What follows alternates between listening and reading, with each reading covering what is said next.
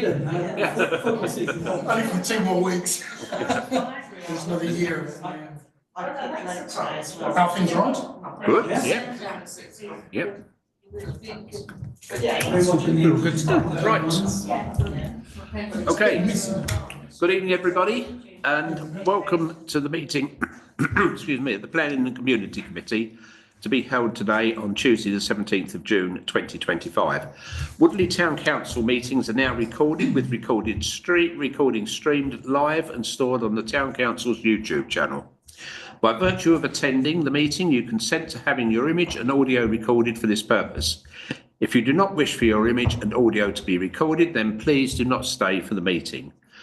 For those in attendance, we're not expecting a fire drill tonight, so if you hear the fire alarm, please head straight to the nearest fire exit and congregate at the fire assembly point by the Oakwood Centre at the front of Woodford Park. Thank you. Right. Yeah, are you hearing that okay, Robert? Is that a yes? That's a yes. Right. Yes, that's all very good. Can you hear me okay? Can you hear me okay? Yeah, yeah. Excellent. Right. I can't control that volume. Item 1 on the agenda is apologies. Do we have any apologies? We have one apologies, and that's apologies for in-person attendance from Councillor Horskins, who's obviously attending virtually tonight. Okay, thank you. Declarations of interest. Are there any declarations? Yes. Yes. Carol? Plan number 251187, the dentist surgery. That is my dentist, so I think I ought to say I won't take part. Right, okay, thank you very much. And no others? No? Item 3, minutes of the Planning Community meeting held on the 20th of May 25. They're shown on page 3. Are you happy that I sign those as a true record of that meeting, or are there anything that needs to be amended? No, we're all okay, thank you. Actions and follow-ups on page 11. Is there anything that we need to add or amend on those minutes? Do you have anything at all?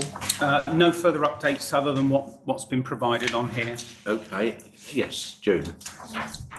It's just really a question, because we did have a brief chat last time about the perennial issue of people taking bikes and things through the precinct, and we said we'd have a word with the town centre guys to see if we could do something about putting more bigger signage, really.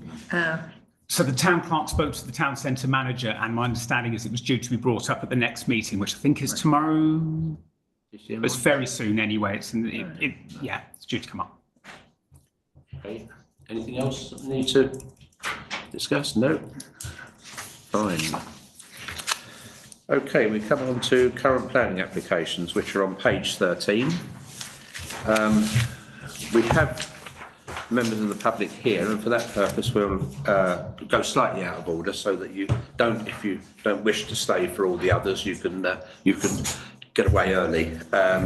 So we'll start first of all with the planning application 251308, which is 46 Colemanmore Lane.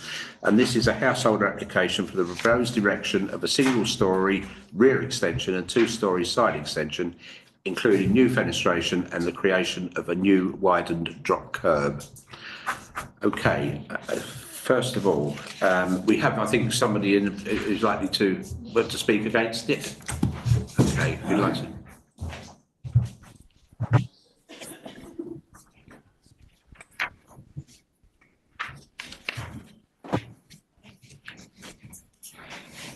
Yeah, just speak into it. It's fine. Mr. and Mrs. Stacey, we live next door to this property, and our main concern is, at the moment, at the back of the house, you've got the bathroom, but with the 2-storey extension that's going in, where the bathroom is, that's going to be partly changed into a 3rd bedroom, which means at the moment we have frosted glass in the window, and obviously being a bedroom, it will be changed to plain glass, which will then overlook onto our garden, our patio, and will affect our privacy. Okay. Are you at number 44? 48. You're at 48. 48, yeah. Okay. Thank you very much. Okay, Yeah, thank you. thank you. So let's have a look. We've got the drawings up. Yeah. Can I ask a question? You have lodged your objections on the Yes, I've done it. Yeah. Okay. Any comments at all from the committee on this one? It is a huge. I think against, when I looked at the plans, if we can get a site plan, or it shows that 44 is a huge building anyway, so it doesn't extend beyond 44, does it? That's what I was wondering. But you're in you're the adjoining. We're 48 the other side. Right, I would yeah. say that 44 is all on a single level. There's nothing raised. Right, okay. Right, is there any comments at all? Anybody wish to voice it? I just, it's a difficult one, this. It is a huge extension, and it must be knocking on 70% increase in space. Yeah. And I've always thought, don't quote me, that there was a limit to how much you can actually extend your house by. And I would imagine that's well over it. So to me, on balance, I would object to it just because it's massing, it's so big. Yeah. In comparison. Okay. No, and if the 44 is like a elongated bungalow, It is. then, you know, to me, there's no mitigating circumstances. That's just my view. Any comments, anybody else? Any? Can we go back to the? One moment, can I come back to you in a moment? Yeah, I'll come back to you in a minute. Can we just go back a page on the, to, Typical, isn't it? Kevin's not here tonight. No, it's fine. Which one do you want? That one.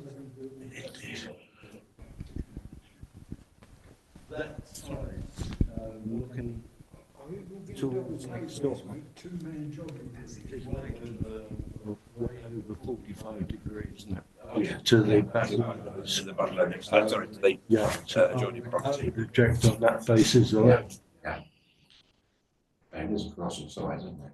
Okay, so anything else? Yes, Stuart. That's just a question, True. Is there any reason why we couldn't ask to have a window obscured if it's not a bathroom? I don't know. Is that Yeah. Yeah. I mean, I don't know whether that would meet any of your objection.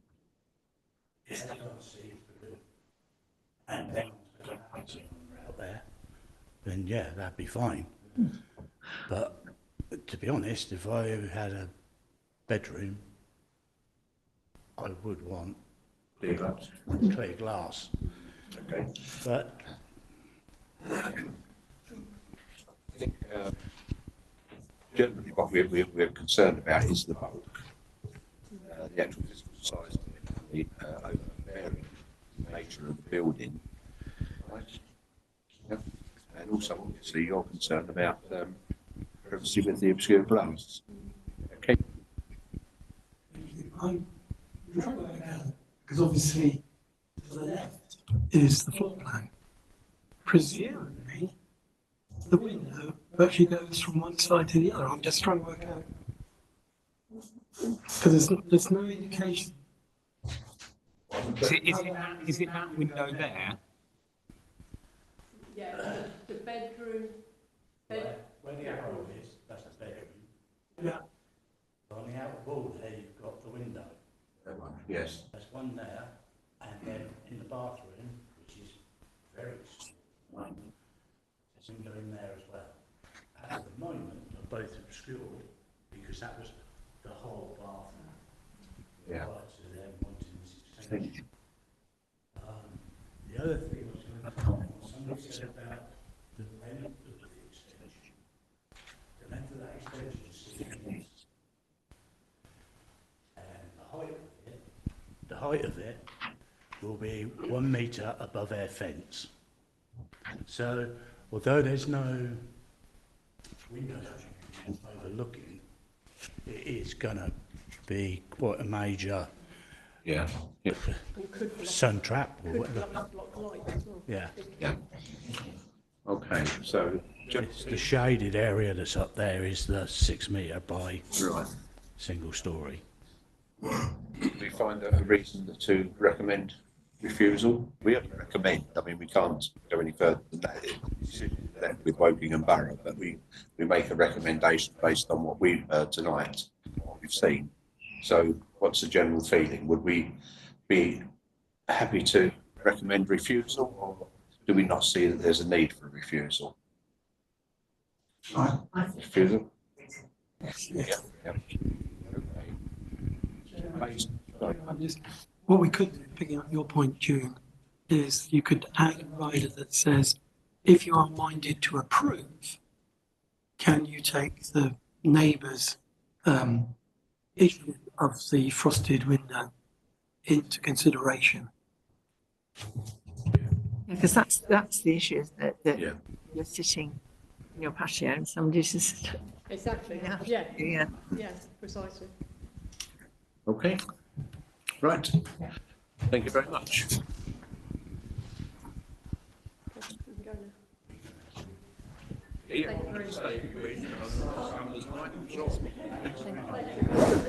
Thank you. Right, we will go on now to planning application 251184, which is 108 Reading Road. And this is a householder application for the proposed erection of a single-storey rear extension, plus erection of a replacement roof with 2 numbered dormers to create first floor accommodation, following the removal of the existing roof and chimneys, creation of the front and rear roof terraces, removal of the front bay windows, and changes to fenestration. Okay, we've got the picture of this one, yeah. Yes. This again is quite a considerable increase, yeah. Can you see it? Can I make a suggestion? Yeah. I know you want to say something. What I'm going to suggest probably negates, I'm assuming you're a neighbour. Right. So what I want to suggest is negate your need to say anything. What I'm going to suggest, we've had this, and I was just talking to Matt earlier, we've had this one here before. And Matt's done some research, and the only difference is a little bit off the roof. There's no other change. All right? I think from memory, when it was here, we were all aghast at what they're trying to do. It is, I'm using an American phrase, it's an abomination. Absolutely and utterly. Since we've had it before, I don't think, my suggestion is, we just flow through what we recommended last time, which was no way, Jose, which means you don't have to say anything. So it's up to the committee, obviously, but that's what I do. I remember when this was discussed before and the rest of you were horrified about the terraces, which I thought, oh, they look rather nice, I have to say, but there we go. But is the issue that we're objecting on, is the actual sort of mass of it, rather, it's not the terracing bit. If that was all undercover, would it still be an issue? Do you see what I mean? That's the objections that were submitted last time. So it's that the design, especially the provision of balconies, would be entirely out of keeping, out of character with the street scene, and also that the size in terms of massing would be overbearing on neighbouring properties on both Reading Road and Elmwood Drive. Right, so the massing issue is separate from the terrace, right? Fine, okay, that's what I was concerned about. Yes. I think just to make their journey worthwhile, it would be interesting to hear what, I think I know what the objections are, but it would be interesting to hear them in case we could add anything to our comments. Don't know what the rest of you think. Yes. No, I was quite pleased not to. It should just be on. Oh, it's on. Our objection is the overlooking and the privacy of the roof terraces, one at the front, one at the back. They will look into our garden and our house, and that we find objectionable. The building itself is huge and overbearing, and we are also concerned about loss of light. Anything else? Well, I think for me, terraces are lovely, but I was in my garden the other day, and we have a lovely walled garden, and I looked at the line of the roof, and I'll be looking at people's ankles from there, and they will be waving at me in my lovely back garden. We had friends around, and they were just like, wow, this is incredible. There's no way that can go ahead. And I said, well, I'll turn up to the planning meeting and see what happens. And thank you, Keith. The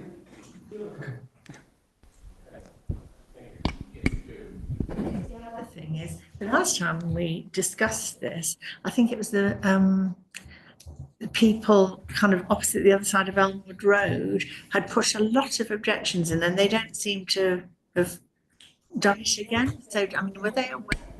I think that is us, yes. Yeah. I know, it must be the We have put ours in. one, was it? So there was, whoever complained about it last time, they had a whole load of things, and there's nothing on this application, which, you know, because Matthew, well done, because I went through it, I couldn't work out what was different from the one before. If you look, you can just see, so this is the new one, the current one. If you look at this roof line and the pitch here, go back to the previous proposed, or it's that one. Do you see the roof line sort of flat, and then it stops the peak, and the only difference is there, it just seems to rise up that little bit higher, and the pitch is there.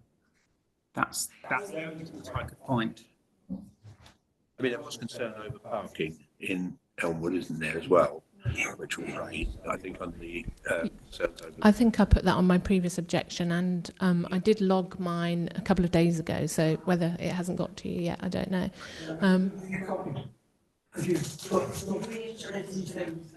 Yes. Yeah. Well, yeah.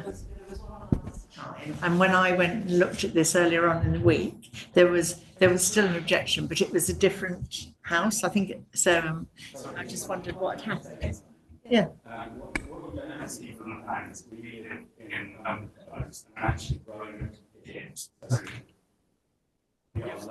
Down. Yeah.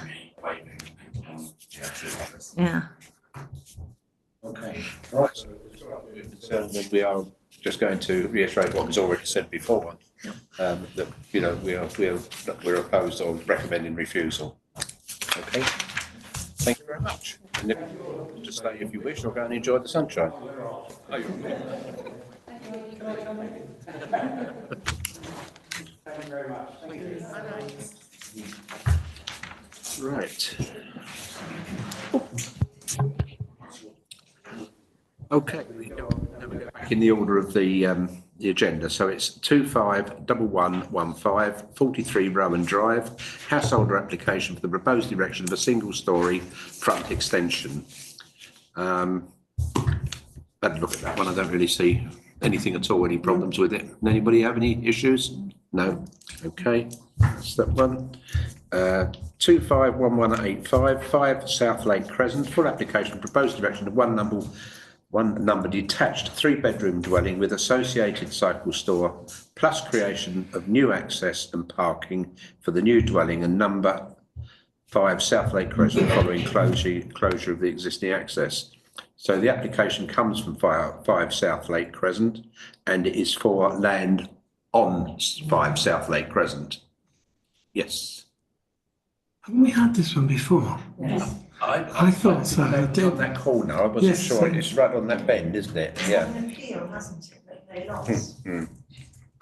Yes. Oh, sorry. Carol. On the planning application, it says it explains that two previous plans were refused, but it also talks about a pre-app inquiry where the principle of development is acceptable, but there are certain elements of design that need to be addressed. Finish, and it doesn't tell you what those certain items are. I think that's really important because we need to know if those certain items have been met.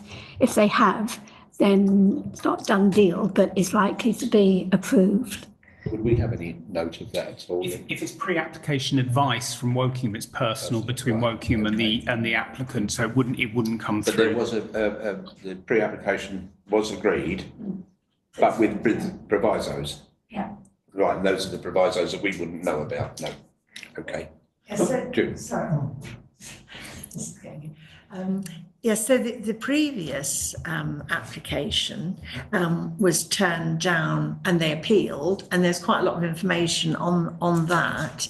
That's 210433. But my understanding is it's all about creating that sort of smooth curve into the rest of the road. And basically what they've done is, whereas they had the new property lined up with the front, they've now just sort of put it on a tilt. And also there's a conservatory on the back of it now, and there was something else I thought saw.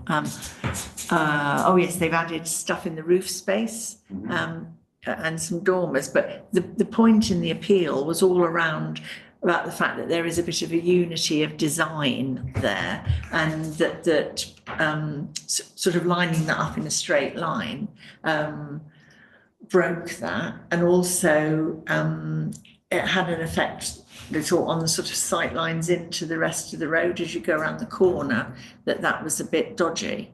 I think actually, even if it was straight, the sight lines on the road would still be pretty good, wouldn't they? Looking at the lay of the road, it's quite a wide area. Well, that was mentioned in that, yeah.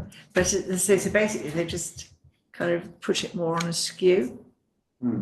And that was what the appeal failed on, because there were quite a lot of things that Wokingham had raised, and they dismissed most of them. I mean, they've got some issue about the parking spaces, and the appeal guy said, well, they haven't got any parking spaces now, and if this is built, there'll be 4. So, that was a bit spurious. So I think they dismissed most of the things, but it was all the sort of, what do you call it, the character of the road and what have you, and that was the substantive thing that the appeal failed on. So logically, you'd think what they were doing, if they'd gone back to the council, was addressing those points.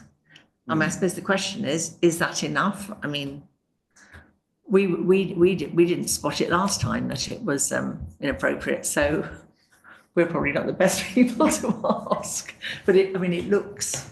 So the car an park, improvement. these 2 here, isn't it? Yes. Let's get a pen up there. Those 2 are the car parks for that one, and then you've got 2 for this one. Yeah. So it's taking it off that corner anyway, isn't it? At the moment, I think the cars come in here and then park on the grass here. Right. That's what the satellite image looks like.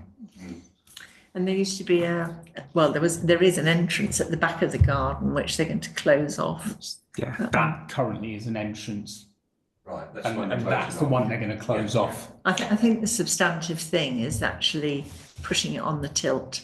And as I say, they have put a conservatory on the back now and are going into the roof. So they're not going up a level, as it were, but they're building into the roof, and there's going to be dormers on the back. So my guess would be. What would be our objection? Well, that's I don't think we have. I mean, we didn't object last time when it wasn't.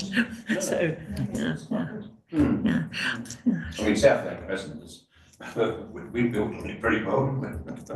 I think what I thought was unfortunate is that it's got to this point that, that they've sort of been discussing it amongst themselves, then it's failed, then it's gone for an appeal, and you think, well, what a waste of time and money for both parties. And it's a pity that they perhaps didn't have that conversation, the builders before, the developers before. I mean, I can't remember how much it is Wokingham charge you for that sorry? It's probably would have been an idea though, wouldn't it, with this? But perhaps they thought it was innocuous. It was innocuous, Whether they had that pre-application advice. I don't think they did actually the first time round. It was in the. Oh, right. Okay. And you won't know the content of that conversation exactly as Karen said. Yeah. So who knows what the conversation was? Well, I say they've clearly taken that advice now. They've been around the loop with it, but so say it's a bit unfortunate, really. I couldn't find anything. No. Okay, I'll be happy to recommend. Thank you. Right, where are we? Duffield Road, 251275, 30. Have I missed London Bridge Road? Oh, yeah, why the? Oh, that's all right. Right, London Bridge Road, 281283, London Bridge Road, 251187. This is the application to change of use of 283 London Bridge Road to a dental practice to be used in conjunction with the existing dental practice at 281, including the addition of an open-sided canopy link. And I think, Carol, you're going to make no comments on this one. That's right, isn't it? Yeah. Okay, you don't want to upset your dentist, do you? Very wise. Okay, we all know where this is. We've all seen it, and I mean, I think there's problems with the blocking of dropped curbs for people next door parking as it is at the moment. So, I think there was some concern over if we have another one next door, there's going to be even more issues over parking. That was one of the objections, but it really was just that, and also, of course, it's a loss of a house. That was the other concern. So any issues anybody has?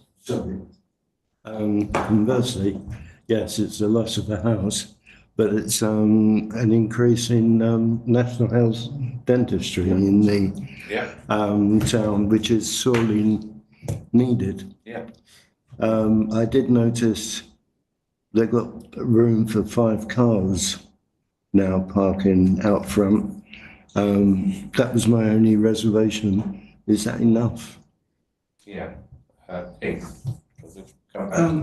Loss of a house is not a planning reason, unfortunately. I don't believe. Would you agree, Carol? No. So parking, it's got a huge lay-by. It's got a large amount of grass outside as well. The complaints are actually in the road next door, just around the corner. Cobham. But that Cobham Road isn't right next door to this. It's several houses, as you can see, it's several houses down, and you've got all that area there. I can't see any issue parking-wise whatsoever. There's more parking capabilities there than probably anywhere else in the whole of Woodley. The only thing was, there was a comment in there somewhere about would Wokingham Borough Council instruct the fact that there is no parking on a drop curb, which is always the case, isn't it? You don't park on it. It's not a planning issue, though. But the highways would. And, well, highways will do what they want to do. Right. So I have absolutely no problem with it. Hawkins had his hand up. Robert. Thanks, Bill. Thank you. There's no actual restriction in parking on London Bridge Road anyway, apart from Cobham Road where the W lines are. I know it's not a planning issue, but I just thought it's strange that somebody would want to convert a £500,000 semi-detached house into a dentist, when surely having a unit in the precinct would have been a better thing. But that's just an opinion. That dentist has been there forever. I've no objections to it other than my spurulous comments. Thank you. Thank you. Okay, any other comments? Are we all happy that this one should be with recommend approval? Yep. Thank you. All right. That's that one, right. 251275 33 Duffield Road, household application, proposed erection of a first floor rear extension and single story rear extension, including fenestration and the demolition of existing conservatory. Where are we? I couldn't see anything of a problem. There's a huge amount of land there, isn't there? Big enough plot, isn't it? Yeah. Everybody happy with that one? Yeah. Okay. And on to 251339 14 Nightingale Road, household application for proposed 2-storey side rear extension, partial garage conversion and changes to fenestration. And again, I don't know anybody, any objections to that one? No? Okay, fine. And 251347 82 Caldbeck Road, householder application for proposed part 2-storey, part single-storey side and rear extensions following the demolition of the garage, along with front porch and changes to fenestration. Anybody know this house? Who used to live there? Kathleen Henderson. Yeah. Yeah. Sorry? I want to write this. Yeah. Yes. Again, I don't know that there's any issues, was there, with this one? It's a piece of land that's on its own at the end, isn't it? Almost. Yeah, the only thing I thought is it's a huge extension. You know, I was on this cut. I haven't made up my mind one way. It was just a massive extension. Actually, the block plan, when you've got a moment, you look at the block plan, it doesn't create a problem, does it?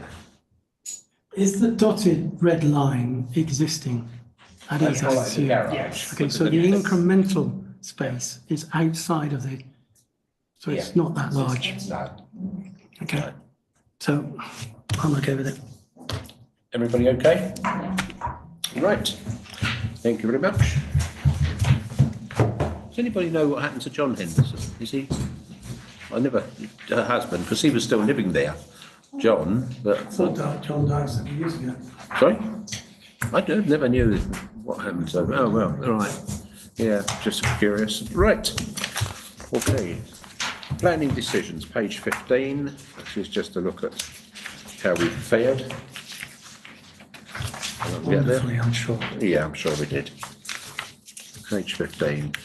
None. Determination, none. Refused contrary to town council, none. Refused endorsing the town council's recommendation. This was 25 Coleman's Lane. Structure of design, location, first floor, flat extensions, out of character. Approved, endorsing, really went with us, didn't it, all the way, I think. Anybody, any comments on any of them? No? Right.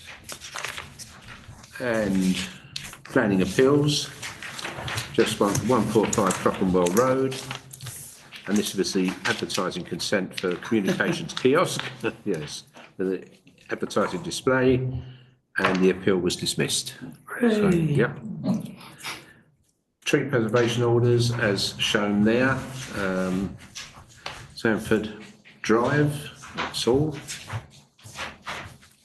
And enforcement issues on page 17. 4 Coppice Road, Woodley, House of Multiply. That's been going on forever and the day. 4 Coppice Road. Might finally get there somewhere. The Parade, Fairwater Drive, running motorcycle business, really? Right. And Woodway, not building in accordance with the proposed overhanging. Millbank Crescent. We'll see where all these go later. Kingfisher Drive. Kingfisher Drive. Do you remember this one? This was the hydraulic lift. Yeah. Right. Still there. Okay, and enforcement closures.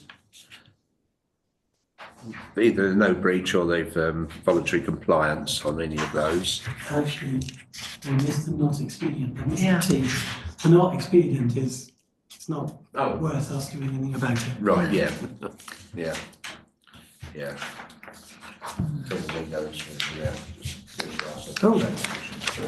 Chair, the 3 The Parade, running a motorcycle, has already been resolved. Running a motorcycle business. Oh, right. It's there, saying notice served. Right. That was quick. Yeah. Okay. What's next? Budgetary control, page 19.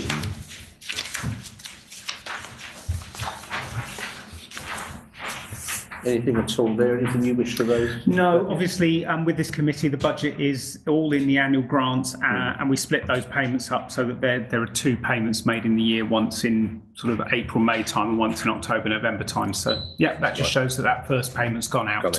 And we've received a few messages of thanks, which I've been forwarding to all members so that you've all been seeing it. Thank you. Any comments yet? Does anybody know the Citizens Advice, the CAB, Portapan? Are they still using that now? It's just 2 days a week. And restricted. It's not all day, I don't think. Oh, sorry, Vin, this is your baby, isn't it? Well, yeah. Thank you. We eventually had a meeting with the CAB. I'll send the report out for full council in a couple of weeks' time, or for a couple of weeks' time. But yeah, we've got a bit of a consultation going on with them at the moment with regards to their mobile van, the porter cabin, potential premises here, potential premises in the precinct itself. So it's we're going to have discussions, but it's moving forward finally. Okay. Just for what it's worth, I mean, if the soundproofing within that porter cabin is quite poor, and if people, confidentiality, Yeah. My preference would always be in a building. Yeah. And my ultra preference would be in here. Yeah, as is theirs. Oh, that's good, sorry. Thank you. That makes it reasonable. Yeah, exactly, yeah. Right, thank you. Okay, transportation and highways, community speed watch. Anything to report? Regrettably, no, and that's really because I've been cycling instead, and I think we probably need to have a bit of a think about speed watch, and it needs not so much a relaunch but a rethink, perhaps after the summer, because we just need more bodies to manage it. It's just not going to be, very practical with just basically a couple of us doing it. But we've also need to have a look at the piece of kit as well, about getting it onto the what we have to do to get it onto the lampposts and stuff like that. So there's quite a lot of still preppy work to do around it, but the kit's all still working, and we do get it out every now and then. But I think we need to just get it a bit more people involved in it, really. So I'll have a think about that and perhaps come back with some proposals to you all. Okay, yes, Vince. Sorry, Keith. No, you can't. It was just a quick question. Okay, I'll talk after. Are there any particular spots that people have identified most recently? Yes. Mike had raised some issues in Beechwood, and I went and recce'd some sites there and then played them back to him, because he was talking to residents there, and he's picked the two that he thinks would meet the residents' issues. So they've got to go and get we've got to go and get them approved. And to be honest, I haven't rushed to go and do that, because I thought, well, we're not that, I'm not around enough to do much about that. But yes, and I've got another list of various things that we've picked up at different times. But it just seemed a bit inappropriate to keep racking up more sites, and that's work for the PC Turnham, and then we're not actually in a position to go and exploit them. So yes, but yeah, there's a lot of scope there. I mean, apart from anything else, people do have a perception that there's lots of speeding. I mean, and I was one of those as well. And when you're actually measuring it, there isn't an awful lot in the sites we've been to, but also the parameters where you can actually report it are quite broad. So in a 30-mile-an-hour zone, you've got to the car's got to go beyond 35, which to me sounds quite a lot more than 30, but that's what the rules are. So it has to be pretty bad really for it to get reported. And I'm sure there are places. I think Mohawk Way, we've identified a place on Mohawk Way. I think it gets people put their toe down up there, but it just needs more bodies. So that's really the next challenge. Yes, Just a thought, all right? You are incredibly busy with all the things you do, okay? So thank you for everything you do for the town.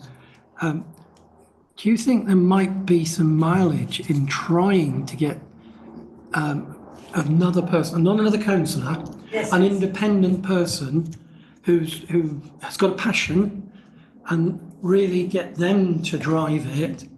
Because, no offence to you, you are so busy, you're not going to be able to drive it. Absolutely, Keith, because when we first started doing this, we didn't have we weren't doing anything on cycling and walking, and they now sort of, you know, they're happening in parallel. So yes, we do, but I think the issue is to recruit people. It's not something you just walk out and do. We need to actually have a plan to how we would approach people. I mean, the sort of things I've been thinking of is that we've got lots of sort of voluntary groups for sort of over 55s and what have you, and that, you know, that meet here and elsewhere. And I think they're just the sort of, I mean, the people like active people in their 60s who are absolutely ideal people to do this sort of thing. And certainly my daughter's village, they're all of an age, all the guys who do this.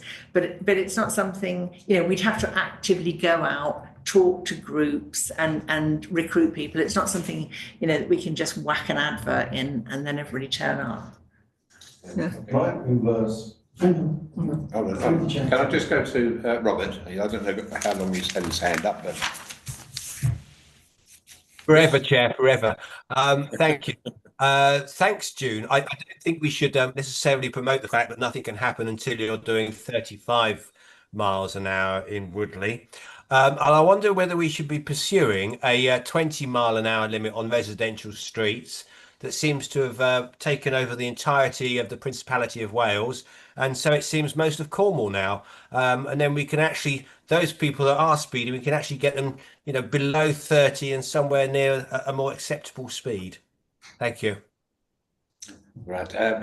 Well, I think Carol next. Thank you. I was going to put it under the publicity website, but it strikes me that we can ask for volunteers, but then it'll be a sort of a slow, I was going to say dribble of people, but it'll be ad hoc. And I wonder whether it'd be better to actually book a date where there's a meeting here that is kind of semi-training or an introduction to, and then people can sign up once they actually know what it's all about. So it's something, a date that they can aim at, and it's a concrete thing to go for. Yeah. Okay. Yeah, Keith. Yeah.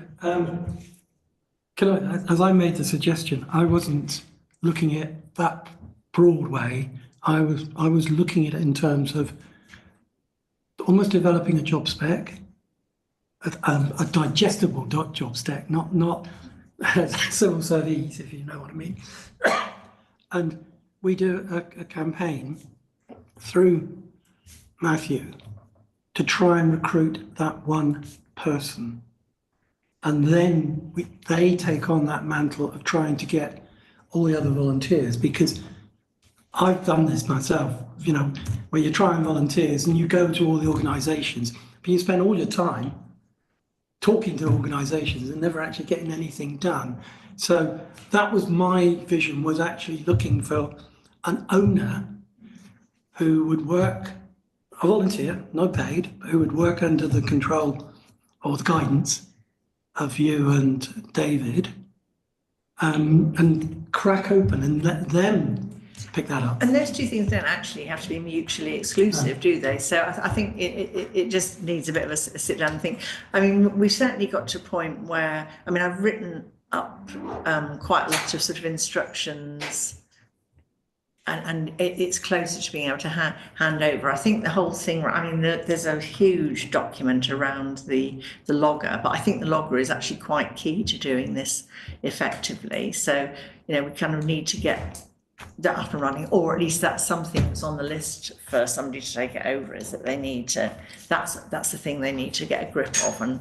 And the first thing, that the question that came up, I think I sort of dropped you a note about this, was like, surely we can't just strap these to a you know, bit of street furniture. I mean, do we have to ask anybody? And PC Turnham reckoned you probably have to talk to the people who own the line. I mean, it'd be quite nice to just strap it up and have a look to play with it first. But as I say, we don't want to get the council into trouble as it drops on somebody's head. Answer your question. Yeah. I believe, it's a long time ago, my memory fades these days.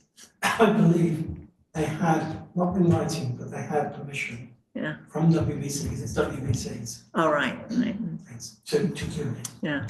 But those people probably moved on, retired. Yeah, so it's all sort of admin-y type stuff, and it does take time.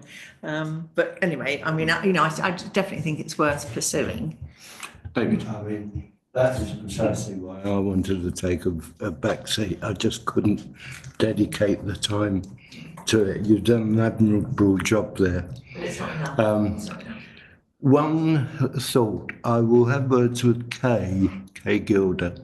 She runs an over 50s club.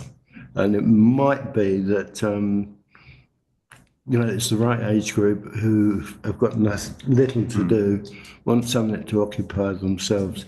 There might be someone there who would have an interest.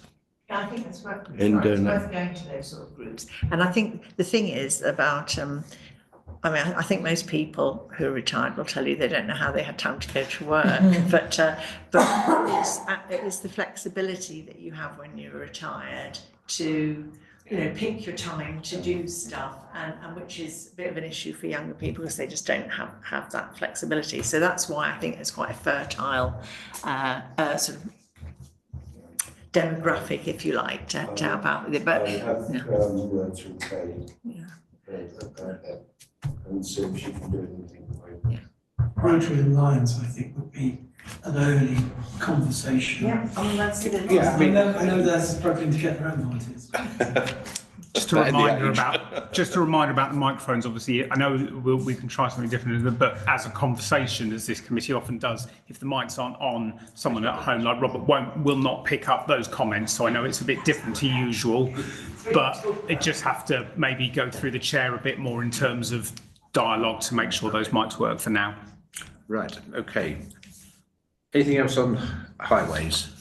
Yes, Keith. Oh, sorry, Keith. Thank you, Chair. I noticed this today as I drove in here.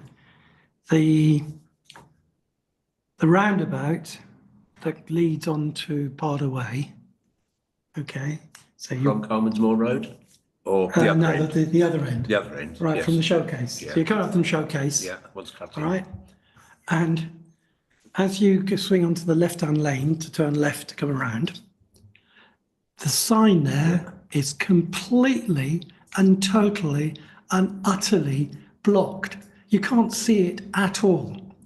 Now, this is one of my pet things. Over the last probably 15 years, I've raised it over 24 times with WBC. Because what happens is the foliage in front of it just grow out, and you can only see it when it's there, as you're driving there. And I'm sure Carol's taking a note. But I tried over 24 times over 10 years to get them to do something, and they came with a few scissors and what have you. It's appalling. They want cleaning as well. Well, if you can't see it doesn't matter whether it's clean or not, does They've it? been chopping it down until they clean it, because most of them have got vertically And what I but- would ask if actually the town council could add to the weight that Carol's going to do, to request that not just cut it back, but let's get a long-term solution. Because all they do is cut it back, and then because it's right in where all the hedgerows, where all the trees are. It's totally the wrong place to put it. That's it. Sorry. Okay, June, did you? No. Yeah. Okay. Sorry, Carol. Just to add to that, the sign that says Woodley, coming into Woodley off of Shepherd's Hill, that's half obscured by a tree as well. So I will tackle that one. Well, not myself, but I thought somebody. Just while we're on, actually on the Barder Way, I live at the back of Barder Way, so I hear all the traffic noise from Barder Way. And I don't know whether there's an unofficial meet on a Friday night, but the motorbikes between the two roundabouts is unbelievable, the speed. And I know you can't go by what the speed is by if you only hear it, but you can definitely take it that they are travelling at a ridiculous speed. And I often listen and I think, hold on a minute, there's going to be a crash in a minute. But that is, you can't put a speed watch down there, and there's certainly not 11 o'clock at night, so you don't want to do that. But, I mean, there's something going on Friday nights, very often, certainly this weather, of speeding on that road. And it's motorbikes. Again, it's interesting that you talk about it being in the evening because, we've done a couple of sessions in Church Road and people say, oh, it's like a racetrack here. But when you actually talk to them, it's after dark. And of course, Speed Watch, you're not allowed to go out in the dark. But it's, yes, it's a different sort of behaviour. It's not people just driving around fast. There's something, as you say, going on.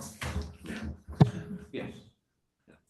Just to provide you more information, when it was up and running eons ago, with the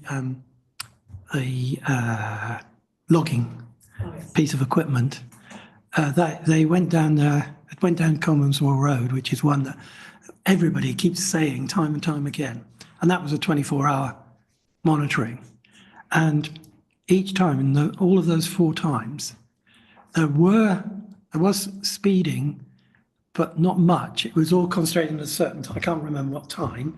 And the police then used to do an aggregate speed for the...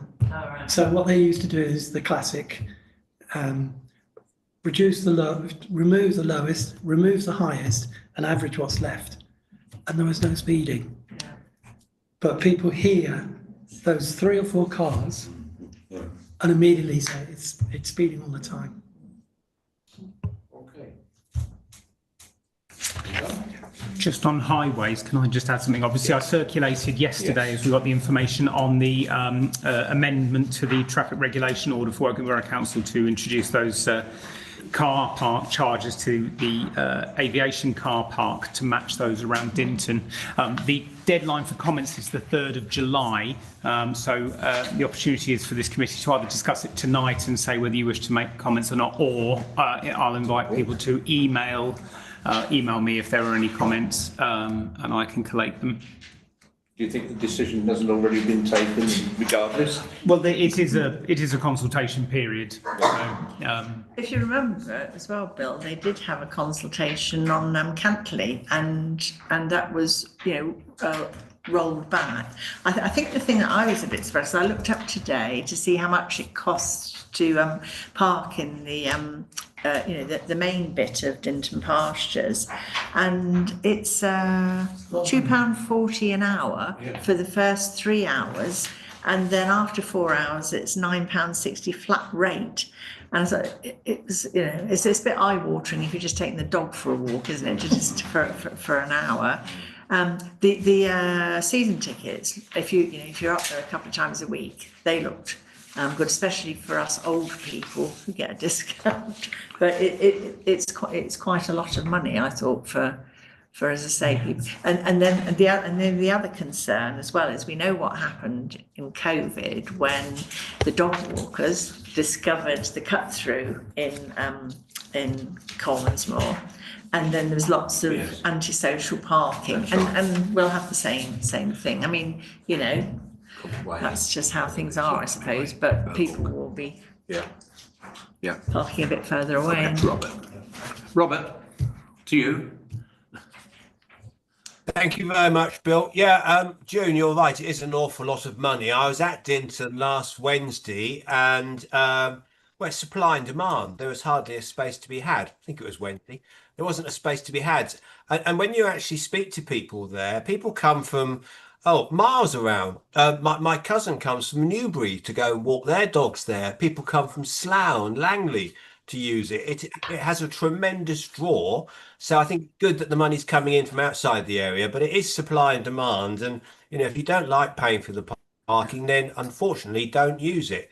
Perhaps they should have graduated parking for peak times and have a lower rate. Is there a lower rate after 6 o'clock? But you're right. People will park in Sandford and along Davis Street. And I noticed around the wheelwrights, they've actually put temporary suspension to parking there now. Can I just, as a point of sort of fact, when you say if people don't want to pay for the parking, I would argue that people who pay council tax in Wokingham or in Woodley have contributed something towards, the provision of the parks and what have you, and the parking. This is just a bit more. So, David. I think what annoys me about it more than anything is that is the sole car park available for people wanting to visit the Air Museum.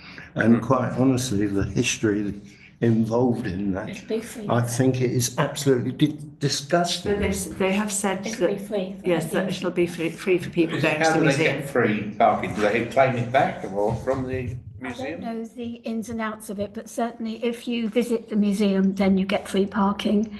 And there's also an allowance for ATC, the cadets, so they've got 15-minute free for dropping off and picking up. So I think it's recognised that there's people there already making use of it. Why hasn't this been advertised better? Well, I think originally, didn't they say that when this sort of came up first off, that you could actually apply to the Aviation Museum and they would refund you? Yes. And then the Aviation Museum knew nothing about that. Yeah. Yep. So, It'd be easy to do, isn't it? You just give people something to put in their windscreen. yeah. With a date on it. But yes, they have taken that into account. I just wondered why it was so dear, particularly up at that end, because you can understand down the other end where the cafe and everything is, but Yes, Keith. Carol, do you know how many parking spaces are there? It's going to be quite small, isn't it? It is quite small. Because I go up there to run. I think there's probably about 20 spaces. They're not marked out as yet in the upper bits in the Air Cadets parade ground. Maybe the same again, but until they mark it out, Because the reason why I ask is if you had those slots, parking slots, fully occupied, paying the maximum, the actual income over 12 months, it's not going to be that great. And the cost of putting in the equipment, maintaining the actual infrastructure and the surface and stuff like that, compared to upsetting the residents, personally, I don't think it costs in. But that's just my view. So as far as recommendations are concerned, or actually answering what they're wanting us to answer, what comments do you think we should make? That there should be provision made for, well, Carol, you're saying it's already there, provision for use of the museum. Yeah. That's already in place. So we should support that. Yeah, and also for the ATC. Yeah. Otherwise. Just say that on the sheet. Yeah, so otherwise, what we say, that we're happy with it or not happy with it, or? Well, yeah. I think it's just that, again, the amount of it. I mean, because it's £1.10 for us to park it for the precinct, and this is £2.40. It just seems that disproportionate for particularly what's up that end. I mean, it's very. Don't say that, June. They put the precinct up. Yes. I'm just reading because I've only just seen it. So this, to me, I believe, is the TRO. Yeah. And there's nothing in this TRO other than a free Venn ticket period of up to 15 minutes covering anything to do with the museum. And this is the legal document that brings in the charges, etc.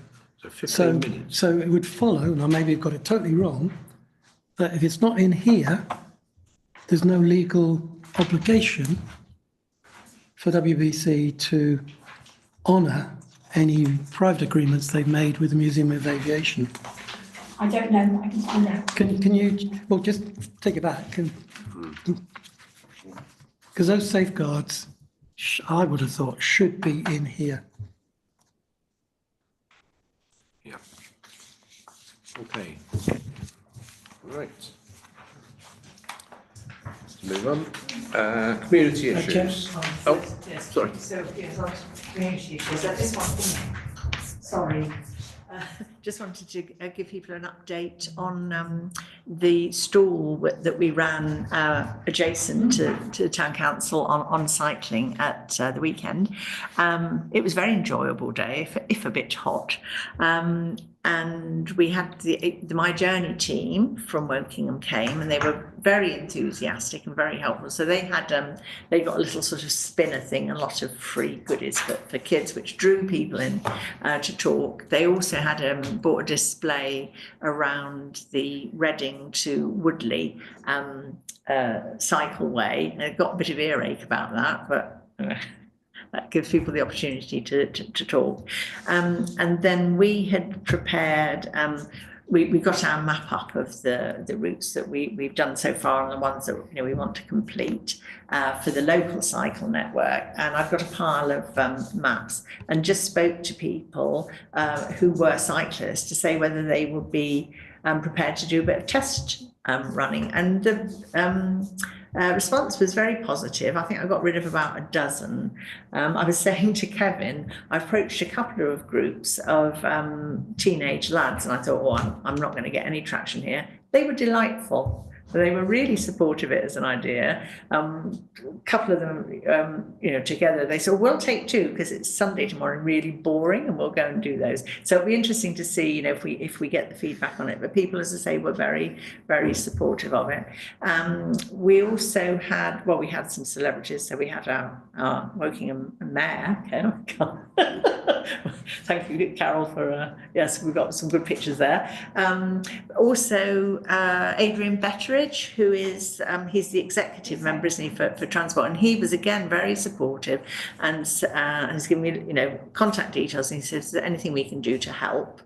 Let us know. So, well, quite, but no, he was, because I asked him a few sort of technical questions, which he was quite helpful on. So, it was a very worthwhile day, I thought. So thank you for Carol for actually being the brains behind it and plotting the routes out for us.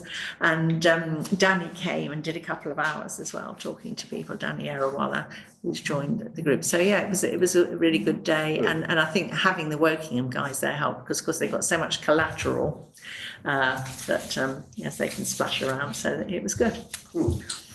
Yes. Can I put on record thanks? Because although Carol might have been the brains behind things before, but behind the scene, you were there as well as Carol. So can we say thank you to you as well, specifically? This is the sort of initiative we need more and more on the cycling side.